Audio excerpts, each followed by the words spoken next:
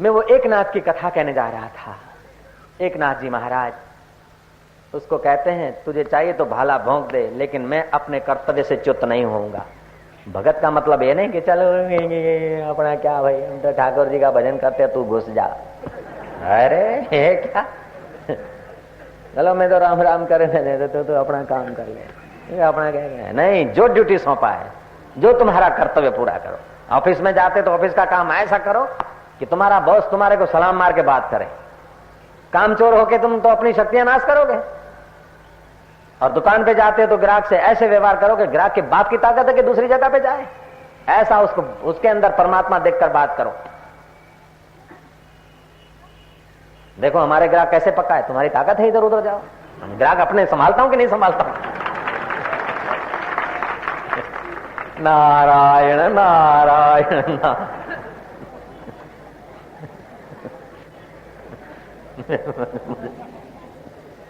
भाई मोहब्बत जब जोर पकड़ती है ना तो शरारत का रूप लेती है। थोड़ा सा ये शरारत कर ली हमने थोड़ी सी। ये आप लोगों की उदारता है कि बैठे हैं सुन रहे हैं, आपकी बड़ी कृपा है। नारायण नारायण नारायण नारायण नारायण। अरे लड़का, तुझे पता नहीं ये गुरु गुरु करके चक्कर में कब तक पड़ा रहेगा? तेरा गुरु तो राजा साहब का नौकर है। बोले राजा साहब का नौकर मेरे गुरु का शरीर है, मेरा गुरु तो अनंत ब्रह्मांड का स्वामी जो आत्मा है, वहां पहुंचे हैं। तू मेरे गुरु के लिए क्या बोलता है? बोले देख ये राजा का परवाना है, मैं राजा का खास आदमी हूं, और दीवान साहब राजा के वहां काम करते हैं और तोपों की आवाज आ रहे हैं, देश खतरे में, और तू पागलपन करेगा, नहीं चलेगा काम।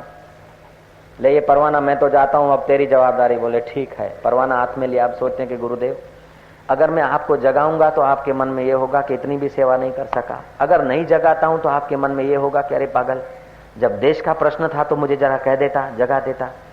देश को चारों ओर से शत्रु ने घेरा है और तू चुपचाप बैठा है, ये क्या तूने अंधी सेवा। अब मैं व्यवहार में कैसे दक्ष हूं गुरुदेव? मेरी दक्षता को तो मैं कोशिश करके होता हूं, लेकिन अगर आपको जगता हूं तो हो सकता है अदक्ष हो जाऊं, और नहीं जगाता हूं तभी भी अदक्ष में हो सकता हूं। अब क्या करूं? ऐसा आपके जीवन में भी प्रश्न आएगा। ये एकनाथ की कथा के साथ हम लोगों की कथाएं जुड़ी है। कोई भी कथा तुम्हारी कथा से अलग की कथा नहीं होती, चाहे फिर मुल्ला की हो, चाहे झूलेलाल वालों की हो, चाहे देवी की हो, चाहे कृष्ण की हो, चाहे राम की हो, लेकिन उन कथाओं के साथ तुम्हारे जीवन की कथा जुड़ी है, इसलिए कही जाती है। ऐसा नहीं कि उनकी कथाएं सुनकर तुम गिड़गिड़ाते रहो और नाक रगड़ते रहो, जीवन भर दोरे धागे टूणे ठूणे पहनते अला बांधू बला बांधू करते रहो। ये कहने का तात्पर्य नहीं है। इन सारी कथाओं में से तुम्हें कुछ सार लेकर अपने जीवन की कथा सर्जित करना है। महाराज गुरुदेव अब तुम ही जानो क्या करूं, क्या करूं, क्या करूं। कातर भाव से भगवान की प्रार्थना किया जाए, गुरु तत्व की प्रार्थना किया जाए तो भगवान तुरंत सुन लेता है। ये जरूरी नहीं कि प्रार्थना में कोई खास शब्द हो, श्लोकबद्ध हो, दोहाबद्ध हो, ये कोई जरूरी नहीं है। अगर जानते हो तो ऐसे गाइए, लेकिन आपकी अपनी निजे भाव से रंगी हुई प्रार्थना हो तो परमात्मा तुरंत सुन लेता है। कातर भाव से प्रार्थना किया, रोया। संसार के लिए लोभी रोता है, अहंकार के लिए अहंकारी रोता है, परिवार के लिए कुटुंब मोह के लिए परिवार वाले रोते हैं, लेकिन कोई परमात्मा के लिए अथवा सच्चे दिशा के लिए जरा आंसू बहा देता है तो भगवान तुरंत उसको प्रकाश देता है। थोड़ा सा आंसू बहे और आंखें बंद हो गई, शांत हो गए। फिर देखा तो गुरुदेव जो सलामी लेने जाते थे वो वस्त्र बाहर टिंगे हुए हैं। फौज की सलामी लेने जाते थे, वस्त्र बाहर टिंगे। मन में आया चलो काम बन गया। गुरु के वस्त्र पहरे और घोड़े पर छलांग मारी और फौजियों को हिम्मत के 10-5 वचन कह के लगो देखते क्या हो।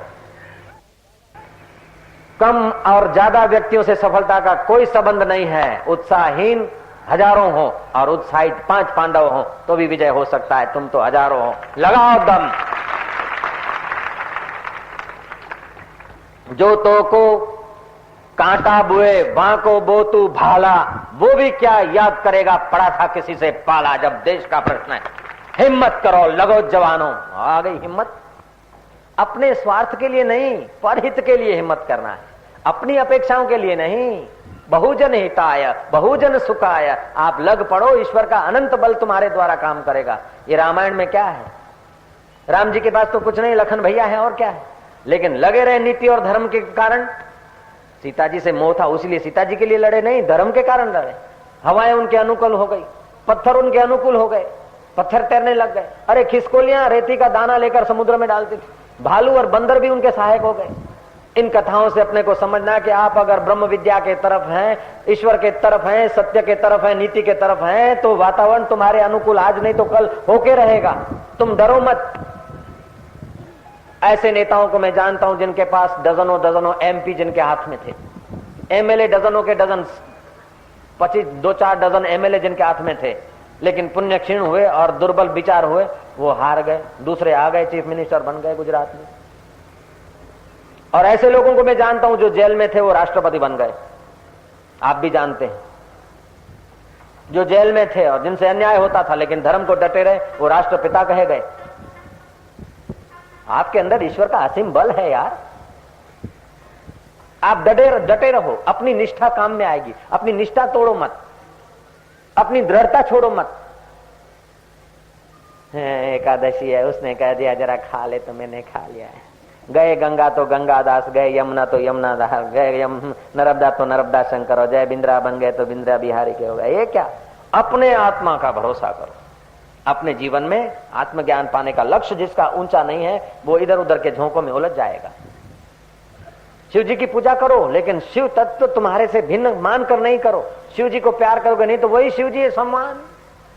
कोई पत्थर समझकर कपड़े धोता है तो भी शिव जी को फिक्र नहीं, और कोई 4 मन दूध चढ़ाता तो भी शिव जी को फिक्र नहीं। शिव माना समानता। ऐसे शिव जैसे समान है तो शिव का पुजारी विषम क्यों हो? तुम अपने जीवन में समानता लाओ, शिव जी तुम्हारे को प्रसन्न मिलेंगे, तुम पर राजी मिलेंगे। परिस्थितियां तो आएगी हिलाने वाली, लेकिन आप दक्ष रहिए, डटे रहिए। आज्ञा कर दी फौजियों को, फौजियों में आ गई हिम्मत। फिर वो कपड़े उतार के चौकीदार होकर बैठ गए। गुरुदेव उठे, इतने में तो विजय के पताके, शत्रु भाग खड़े हुए। लोग कहने लगे भाई जनार्दन स्वामी धन्य है, क्या उनका आज रूप था, आज तो बड़ा जवान की नाई बोलते थे। ऐसा था, अरे जनार्दन स्वामी ने तो ऐसा ललकार दिया, फौजियों में प्राण भर दिए। जनार्दन स्वामी कमरे में सुन रहे कि लोग जाते जाते बात करें क्या है। बाहर निकले, लोगों से जानकारी प्राप्त हुई, तब जनार्दन स्वामी को पता चला कि ये कैसे हुआ।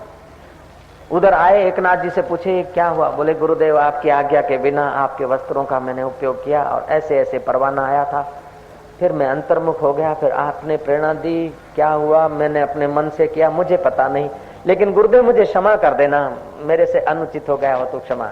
गुरु ने कहा नहीं बेटा तू व्यवहार में दक्ष है, शाबाश। वर्ष का एंड हो रहा था, राजा साहब को फाइलें देनी थी, कोई हिसाब में गड़बड़ी हो रही थी। एकनाथ जरा जांच करना। एकनाथ ने जांच करते करते पूरा दिन लगा दिया। प्रभात हुई, गुरु ने देखा कि कल से दिखता नहीं है, नहीं तो हर रोज 10 बार दर्शन करता था, दिखता नहीं, क्या बात है। गुरु जी गए तो वो रात भर लगा है, दिए के सामने वो हिसाब कर रहा है। गुरु जी दिए के ओथ में खड़े हो गए। अब चौपड़े पे अंधेरा हो गया, फिर भी उसको अक्षर दिख रहे हैं और बोलता हाँ हाँ मिल गई मिल गई। क्या मिला? ओ गुरुदेव 1 पाई की भूल मिल गई। मैं तो आधा घंटे से खड़ा था, मेरे को नहीं देखा। गुरुदेव मुझे पता नहीं था, आपकी सेवा में ऐसा लगा था कि आपके बाहर के दर्शन में नहीं कर पाए। तो बेटा 1 पाई के भूल में तो इतना लगा। बोले गुरुदेव पाई की भूल हो चाहे 50,000 की हो, भूल तो भूल है। आपने भूल निकालने को दिया था तो मैं भूल को दबाऊं कैसे? चौपड़ा रखो तो आप ऐसा रखो, मुनीम रखो तो ऐसा रखो, मुनीम बनो तो ऐसा बनो। चलो चलेगा अपना क्या, चलो यार, चलो ऐसा कर देंगे, वो कर देंगे, मिला देंगे यार, ये कर देंगे। आज का काम कल पे रखा तो कल का काम परसों पे काम बढ़ जाएगा और काम निकम्मे विचारों में आ जाएगा। व्यवहार में दक्ष, ये करके उठना है, इतना उठना है तो उठना है, ये करना है तो करना है। और एक बार आप संकल्प करके और वो काम कर लेते तो आपकी 100 गुनी शक्ति बढ़ जाती है, और संकल्प करके और आप नहीं करते तो मन की 100 गुनी शक्ति बढ़ जाती है। आपको दक्ष होने की सब कुंजियां बता रहा हूं। अब तो महाराज गुरु महाराज बरस गए और एकनाथ जी महाराज को साक्षात्कार हो गया। गुरु ने कहा ये तेरे अकेले के लिए नहीं दिया है। टीले टपके मंदिर मस्जिद में जाकर लोग सिर पटक पटक के जीवन बर्बाद कर रहे हैं, दिल के देवता का पता ही नहीं, जा लोगों को दिल के देवता के तरफ आकर्षित कर दो। एकनाथ जी यात्रा करते करते पैठान में स्थिर हुए। 5-25 आदमी से बढ़िया काम जो होता है ना, पहले तो बिल्कुल गिने गिनाए लोगों से शुरू होता है, 1-2 व्यक्ति से ही शुरू हो जाता है, लेकिन उसमें ईश्वरी शक्तियां काम करती है। पैठान में वो एकनाथ जी कथा करते। आज 5 आदमी आए, फिर 10 आए, 15 आए, 25 आए, 30 आए, 50 आए, बढ़ गया, प्रांगण छोटा पड़ता था। जो अला बांधू बला बांधू तावीज जोड़ा चूना फूना करके लोगों को गुमराह करते थे, उनकी ग्राहकी पर असर पड़ गया, क्योंकि वो तो आत्मज्ञानी संत थे। बल बढ़ाने की बात करते थे, स्वावलंबी बनाने की बात करते थे, पशु बनाने का विचार उनका था ही नहीं। जो दूसरे को गुलाम बनाता है वो स्वयं गुलाम रहता है, जो दूसरे को मूर्ख बनाता है उसको स्वयं मूर्ख बनना पड़ता है, जो दूसरों से धोखा करता है वो पहले अपने दिल से धोखा करके ही दूसरों से धोखा कर सकता है। दूसरे को स्वतंत्र बनाओ तो आप स्वतंत्र रहेंगे, और दूसरे को पराधीन जितना बनाओगे आप पराधीन बने रहोगे। दूसरे को जितना खीर खांड खिलाओगे खीर खांड आपकी बढ़ती रहेगी, और दूसरों को जितना टोटा चबाने का विचार करोगे आपके लिए उतने ही दिल में टोटे तैयार होते जाएंगे। ये प्रकृति का अकाट्य नियम है। चक्कर खिला शक्कर मिले, टक्कर खिला टक्कर मिले, नेकी का बदला नेक है, बदों को बदी देख ले। वे लोग विरोध करने लगे और विरोधियों की संख्या बढ़ गई, कुप्रचार करने वालों की। अच्छी बात फैलाने में जरा आत्मबल चाहिए, गंदी बात फैलाने तो गंदे लोग बहुत होते हैं, उनकी संख्या बहुत होती है, गंदगी फैलाने लग गए। आखिर उनकी यूनियन बनी कि एक नाथ के प्रभाव को कैसे तोड़ा जाए, और यूनियन में यह फैसला हुआ कि हर रोज 2-4 आदमी अपने जाकर बैठे और महाराज की हिलचाल को खूब नोट डाउन करें, और ऐसी कोई वीक पॉइंट हो जिसका अपन लोग कुप्रचार करें।